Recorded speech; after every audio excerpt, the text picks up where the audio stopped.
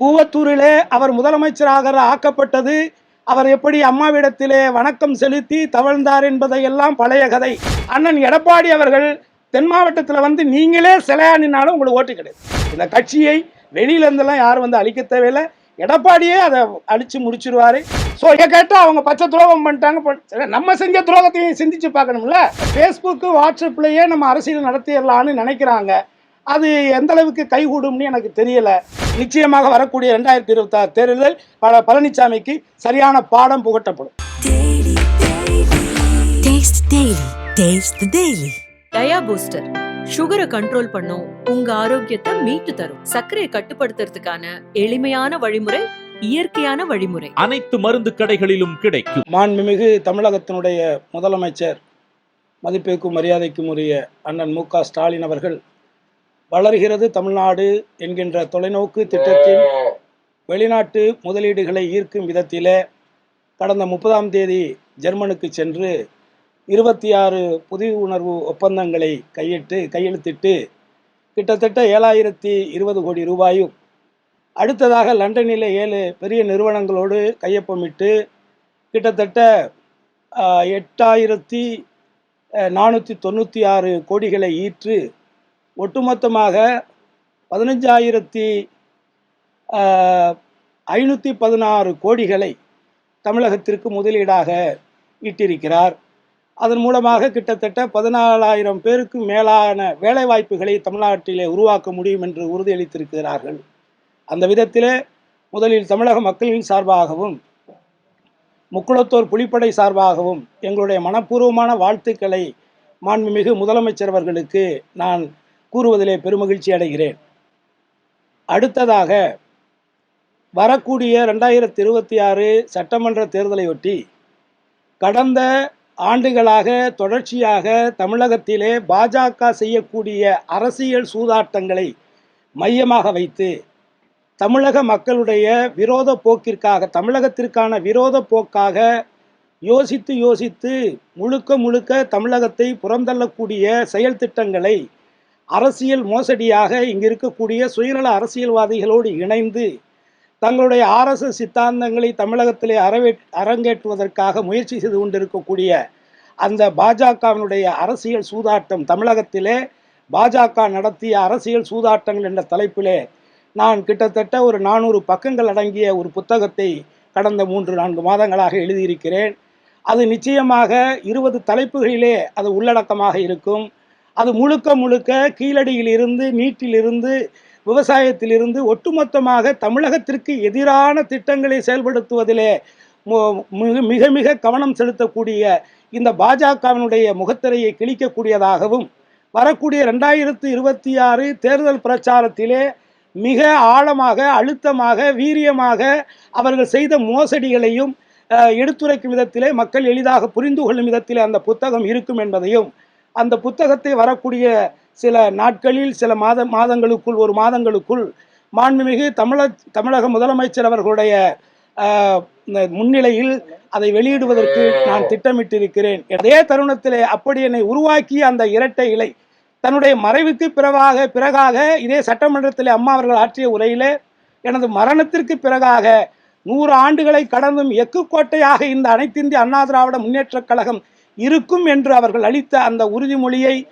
கிட்டத்தட்ட இந்த 4-5 ஆண்டுகளில் வரக்கூடிய அடுத்த 2026க்குள் அந்த எக்கு கோட்டையாக இருக்கும் என்று நம்பிய அந்த உத்தம தாயினுடைய வாக்கை பொய்யாக்கும் விதமாக வரக்கூடிய இந்த சுற்றுப்பயணத்திலேயே அந்த எக்கு கோட்டையை மக்கிய கோட்டையாக மாற்றுவதற்கான முழு முயற்சியையும் எடப்பாடி அவர்கள் எடுத்துக்கொண்டிருக்கிறார்கள் என்பதை இன்றைக்கு ஒட்டுமொத்த தமிழகமும் பார்த்து கொண்டிருக்கிறது. அதே தருணத்திலே கூவத்தூரிலே அவர் முதலமைச்சராக ஆக்கப்பட்டது, அவர் எப்படி அம்மாவிடத்திலே வணக்கம் செலுத்தி தவழ்ந்தார் என்பதையெல்லாம் பழைய கதை. அதை தாண்டிய சிறப்பான கதைகளும் இருக்கிறது.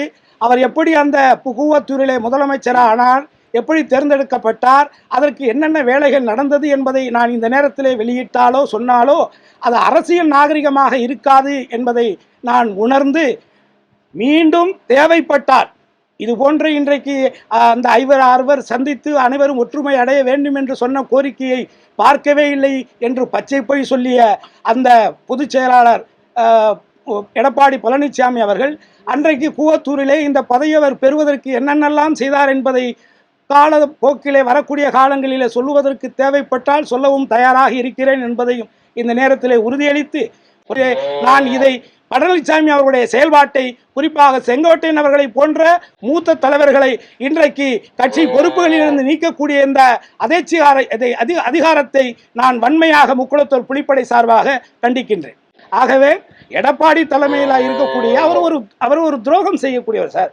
இந்த உலகத்தில் எதை வேணாலும் நம்ம மன்னிச்சிடலாம், ஆனால் நம்பிக்கை துரோகத்தை ஒருபோதும் நம்ம ஏற்றுக்கொள்ளக்கூடாது, நம்பவும் கூடாது. குறிப்பாக தமிழக மக்கள் நிச்சயமாக அதற்கான பலனை அவர் வாழும் காலத்திலே அனுபவிப்பார் என்பது என்னுடைய கருத்து. இதே சட்டமன்ற குறிப்பேட்டை எடுத்து பார்த்தீங்கன்னா 2016 21 வரைக்கும் பல முறை நான் இந்த கோரிக்கையை வலியுறுத்தி இருக்கேன். ஆனால் அன்றைக்கெல்லாம் செவி சாய்க்காத இந்த எடப்பாடி பழனிசாமி இன்றைக்கு புதுசா அவருக்கு எங்கே இருந்து வந்துச்சது? ஏன்னா இன்றைக்கு ஒட்டுமொத்த முக்குளத்தோர் சமுதாயத்துக்கு தான் செய்த துரோகங்கள் அந்த அனைத்து தரப்பட்ட மக்கள், அடிநிலையில் இருக்கக்கூடிய மக்கள் வரைக்கும் போய் சேர்ந்துருச்சு. அப்போ அவங்க கிட்ட ஒரு நல்ல பேரை வாங்குறதுக்கு ஒரு கபட நாடகம் நடத்துவதற்காக இது போல் நான் இப்போ சொல்றேன். அண்ணன் எடப்பாடி அவர்கள் தென் மாவட்டத்தில் நீங்களே சிலையானினாலும் உங்களுக்கு ஓட்டு கிடையாது. என்னை பொறுத்தவரை அனைத்து இந்திய அண்ணா திராவிட முன்னேற்ற கழகத்தை யாரு ஒருவரும் பிரிக்கணும், அதை அழிக்கணுங்கிற வேலையெல்லாம் செய்ய தேவையில்லை. தயவு கூர்ந்து நான் அந்த கட்சியில் நின்று ஜெயிச்சவங்கிற ஒரு நன்றியோடு நான் கேட்டுக்கிறேன்.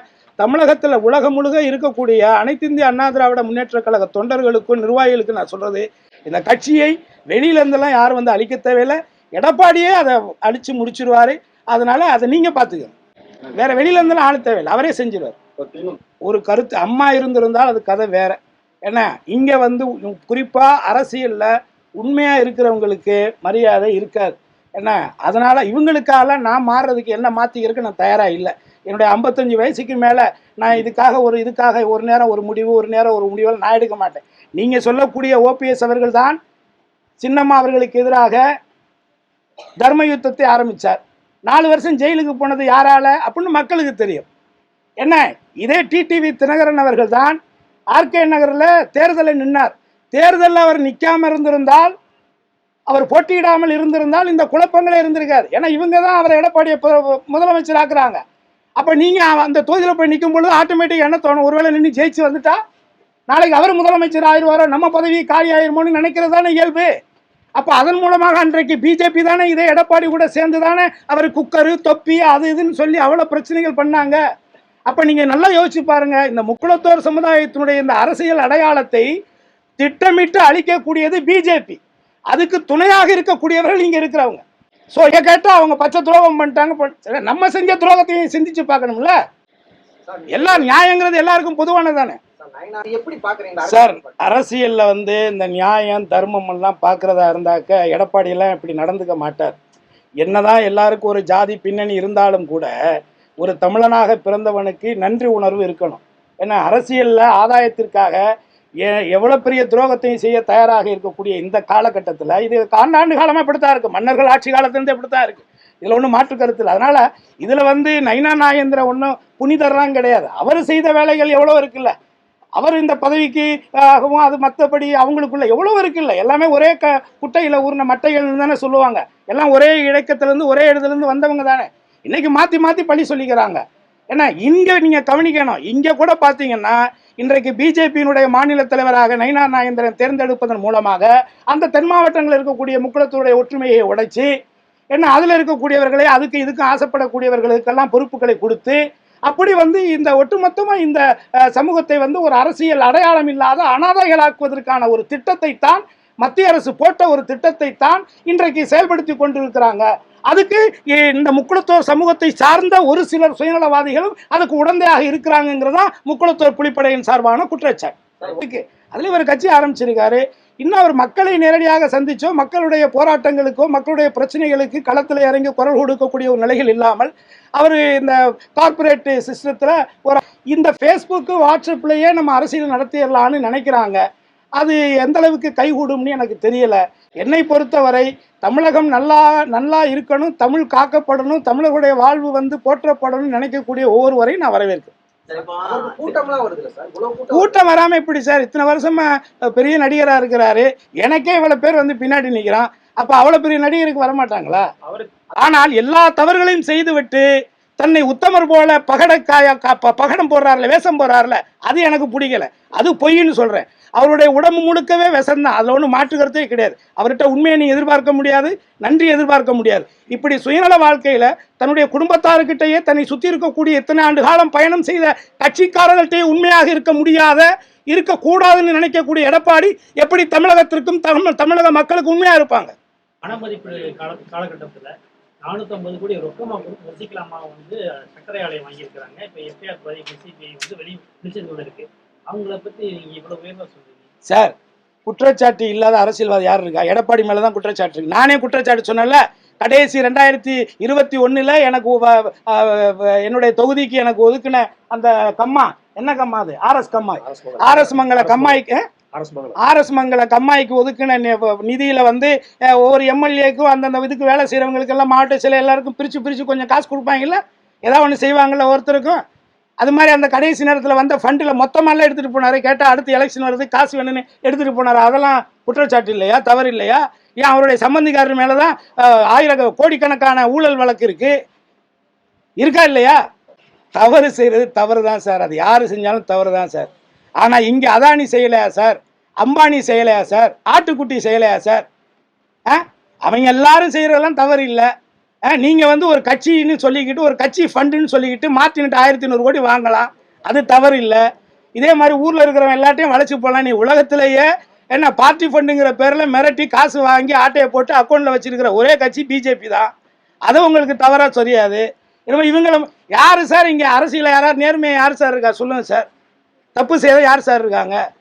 மக்கள் நேர்மையான தேர்ந்தெடுக்கணும் தான் சார் சொல்கிறோம். நேர்மையே பாருங்க. அதே நேரத்தில் இல்லை சார், இப்போ நீங்கள் சொல்கிறீங்கல்ல, இப்போ நீங்கள் சொல்கிற இப்போ மோடி மேலே குற்றச்சாட்டு இருக்கு, இதே அமித்ஷா மேலே குற்றச்சாட்டு இருக்கு. இன்னைக்கு ஒரு தீர்மானம் கொண்டுட்டு வரேன்னு சொல்கிறாங்க. ஆனால் அவரே ஒரு வழக்கில் ஜெயிலில் இருந்தவர் தான். எல்லாத்தையும் பாருங்க நீங்கள். இப்போ நம்ம சார் பேசுறதுனா யார் வேணாலும் யாரை பற்றி என்ன வேணாலும் பேசிக்கலாம் சார். அது இங்கே பிரச்சனை இல்லை. அடுத்த தலைமுறைக்கு நம்ம விட்டுட்டு போகணும்ல, போகும்போது நம்ம பிள்ளைங்களை நம்பி விட்டுட்டு போகணும்ல, இங்கே வாழணும்ல, அவங்களுடைய அடையாளத்தோட வாழணும்ல. இந்த அரசியல் என்பது சுயநல அரசியல். எடப்பாடியினுடைய அரசியல் என்பது என்னை பொறுத்தவரை புரட்சி தலைவி அம்மா அவருடைய கனவை பள்ளம் தோண்டி புதைக்கக்கூடிய வேலையை எடப்பாடி பழனிசாமி செய்து கொண்டிருக்கிறார்.